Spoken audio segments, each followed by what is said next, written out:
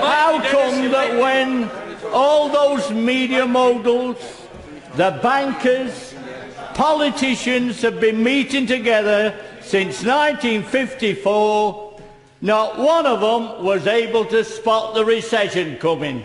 Or maybe they caused it. I mean, I think ultimately it's quite clear to me the euro has been a failure, and that the individual countries, if they want to retain their sovereignty, as I believe individual countries do, then they're going to have to go back to their original currencies, the drachma, to the lira, etc. And what we're discovering here, I think, is the playing out of a plot which has been going on for the last 50 years or so across Europe, which is in order to bring in a political union controlled from the centre, an undemocratic fashion. Of course, we know that Brussels is very, very little democracy involved in Brussels, which is a kind of European dictatorship. And what bothers me is that actually we're already seeing this with Greece and Italy now run by Goldman Sachs, effectively dictatorships. This is the kind of thing that I'm afraid if Adolf Hitler was still alive, he would be smirking and smiling now, saying, this looks rather good. This is a Euro dictatorship, the kind of thing I dreamed of. Interesting point. Let's go to a question from B. Pie, who writes, regarding Jews, Nazis, Communists, Zionists, Masons, would you hazard undertaking the sorting out of fact and fiction in this arena at all? And B. Pie provided a link to a page that was claiming that Hitler was, in fact, was trying to get rid of the Rothschilds from Germany. Which I think is a complete and utter load of baloney, not only because Hitler was a Rothschild, the son of Alois Hitler, who was himself the illegitimate child of Maria Anna Schicklgruber, who happened to be a servant girl who got pregnant whilst working at the mansion of Baron Rothschild. Oh, an illegitimate son of a servant girl of Baron Rothschild, and his son ends up becoming Hitler. Yeah, funny how that works, isn't it? Hitler and the Nazis were 100% completely and utterly set up and made it into what they were by the international banking community and the international crony capitalists, including those in America.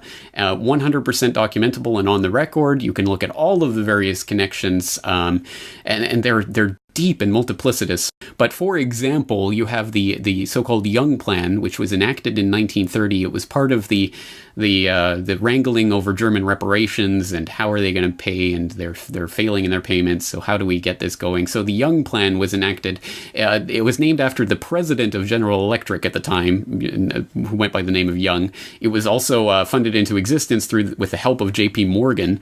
And this Young Plan was enacted in 1930, just as the international banking system was collapsing. Germany went into its Weimar hyperinflationary struggle.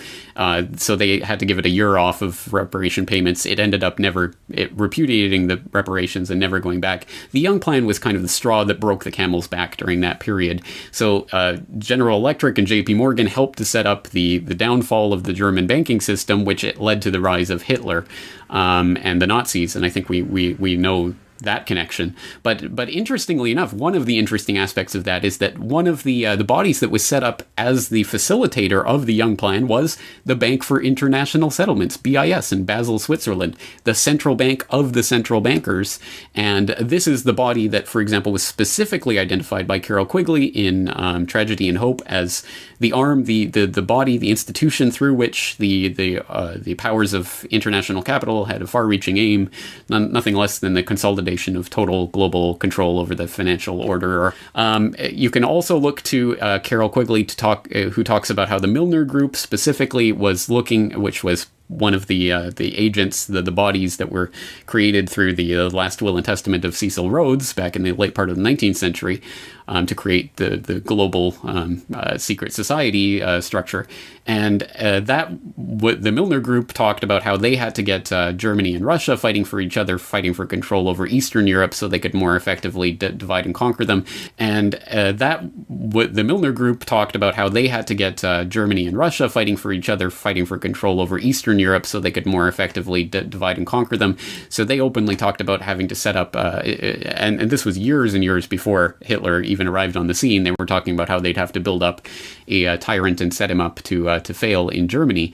And that's, lo and behold, exactly what ended up happening. So throughout the 1930s, after the collapse of the banking system, the Weimar hyperinflation cycle, the rise of the Nazis, there's this myth that the neo-Nazis put out there that, oh, Germany turned it around by turning to National Socialism, and they cleaned up their banking and they kicked out the Rothschilds, and suddenly they had a vibrant economy, which again is total bunk. Their economy was 100% supported by Wall Street and the Wall Street cronies, including Standard Oil in cooperation with IG Farben, which created the synthetic oil without which the German military literally could not have functioned.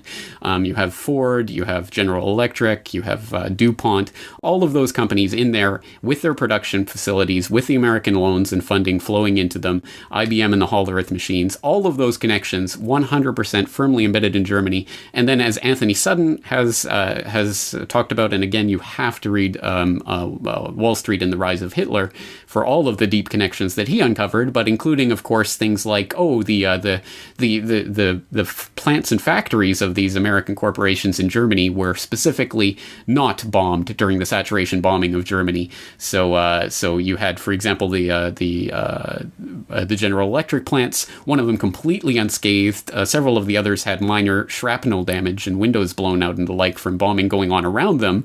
Or the Ford plant in Cologne, the largest Ford plant in the country, and one that the Allies specifically knew was creating machinery and weaponry for the German Wehrmacht, specifically avoided by the Allied bombers. So again, we know that American industry and finance was helping the German war machine the entire time. There was the connections that lasted all the way up through the 1940s. We know, for example, the Bush family, Bush Harriman, the banking brothers were helping to fund Hitler through the back door. Hitler was 100% supported by the banking oligarchy, 100% supported by the financiers and the capitalists from America, and absolutely set up to be the tyrannical dictator that they could fight against that would cause, well, everything that World War II caused, including, of course, the aftermath and the creation of the United Nations, which came out of the CFR study group that was funded by the Rockefellers. But the idea that Hitler was fighting against the Rothschilds and was really against the banking oligarchy is neo-Nazi propaganda, completely, utterly fake. And this should not, of course, be interpreted as an apologia in any way for Hitler or the Nazis. Of course it isn't. Just because he was a stooge and a puppet of the globalists who ended up getting double-crossed, by the way. He allowed the Dunkirk evacuation, of course, for example, which he could have completely wiped out the British army and Britain would have been his for the taking. He let them go because he had a secret deal in the back door with the British aristocracy, who we know were all secretly Nazis. This is why Rudolf Hess, his deputy, flew into Scotland, ended up getting taken prisoner and held the rest of his life in a prison, or at least supposedly it was him. Again, there's questions about that. But why did they hold him in prison 30 years after the end of World War II?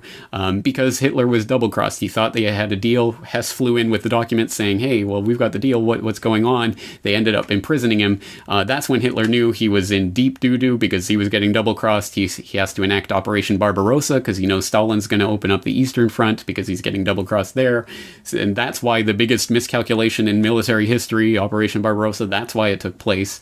Again, so much to go through with this question, but suffice it to say, no, I don't think that Hitler was really against the banking oligarchy. He was a product of it, and to what extent he was a willing dupe, a knowing dupe, whatever the case is, the neo-Nazi propaganda about this is totally off base. And over 30,000 Nazis and fascists escaped to Latin America after the war.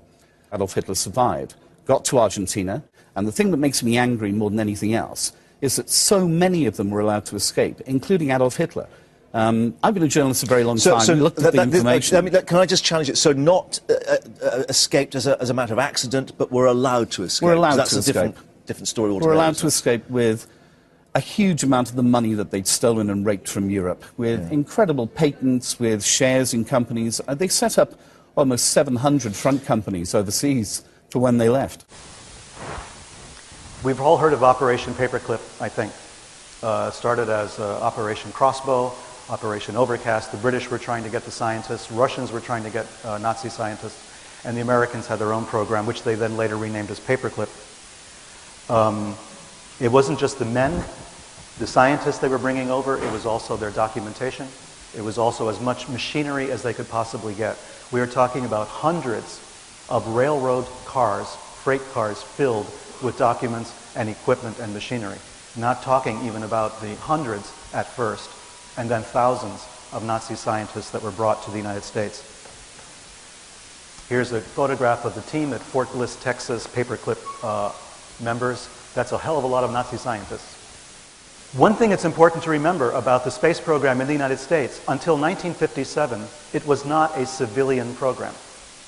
For the first 10 years, or 15 years of its existence, it was a military program. There was no NASA. The National Aeronautics and Space Administration had not been created yet. That's the origins of the space program, was with the Army, which later became the Army Air Force, which later became NASA. I mean, the space program went under NASA. These were supposed to be our Nazis, right? We were sold a bill of goods. I mean, the United States was told us, oh, these people are not really Nazis. They were Germans, they were scientists, they were helping out, they were working for us, you know, they really weren't believers. Yeah, right. These are the true believers. This is just a handful of the people you'll come across when you research this. Walter Dornberger later becomes the head of NASA. Later gets a board position with Bell Aerospace in the United States. Is considered a rabid Nazi by military intelligence officials who are doing background checks in Germany. They've got witness statements, they've got documents, they've got everything they need to put Dornberger in jail for the rest of his life. Those documents are buried. Werner von Braun was an SS major. There are photographs of Werner von Braun in an SS uniform. In order to join the SS, you had to prove your racial purity, going back to the year 1750. There had to be no Untermenschen in your background, right? No Jews, no Gypsies, no Slavs, no Democrats. You know, nobody like that in the background of your racial purity. You had to prove this, and you had to maintain a certain degree of involvement with the SS all the time. The SS was a pagan cult. The SS forbade mention of Christian holidays even in their documentation. The SS was extremely pagan, was extremely anti-Christian, anti-Jewish, anti-everything else. If you had a rank of major in the SS, you did not get that automatically.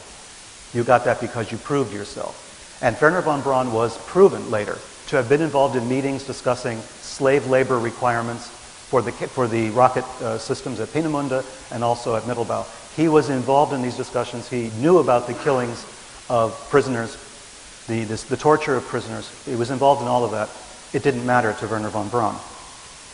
At the same time that he's working for us, we bring him over under Paperclip. He's now in the United States. What is he doing? He's sending classified materials out of the country to his comrades back in Germany. We know this. It's part of the documentation. It's part of the record now. These files have been declassified. Werner von Braun was working against the United States almost from the beginning. This is a scandal, you know. But yet we consider him the father of the American space program.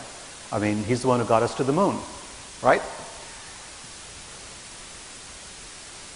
Kurt Debus was the first director of the Kennedy Space Center, the first director of the Kennedy Space Center at Cape Canaveral in Florida. He was a member of the SS and the SA, the Sturmabteilung, right, the brown shirts, the stormtroopers, two other Nazi organizations. This is the man who turned in his friends and co-workers to the Gestapo if they made disloyal remarks. This was a true believer, once again. As I say, he was an SS officer. The Allies considered the SS a criminal organization for very good reason. And yet, we put this guy in charge of the Kennedy Space Center.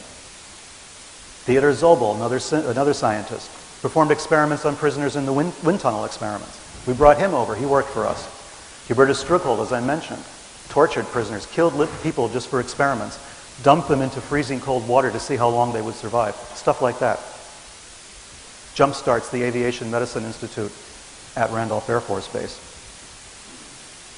George Rickey, very famous Nazi, murdered prisoners personally murdered them at the Mittelbau-Dora site. Right, is given positions with American corporations in the United States. Emil Salmon worked as an engineer at Wright-Patterson, as you can see. He torched a synagogue Heinz Gizike, rocket engineer.